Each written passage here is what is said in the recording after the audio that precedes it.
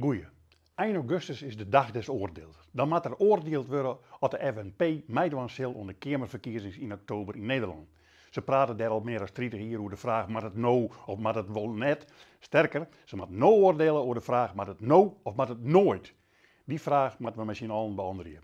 Ja, ik weet dat enkel de FNP-leden daar ook in, maar de FNP zal nooit vergeten dat het volle meer stemmers als leden had. Ze harken echt wel naar die stem van de stemmers. De vraag is intussen, zat je dat nemen prangend, want eens vinden we alle jaar dat er volle partijen in de Tweede Kamer zitten en dat al dat lid wordt ervoor zorgt dat we net slagvaardig genoeg zijn hier in Nederland. Maar eens vinden we ook wel dat het tijd wordt dat het Frieske lood des taal krijgt.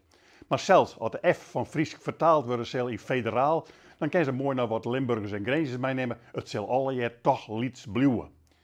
Boppen dat is er op heden vanzelfs de betiezing.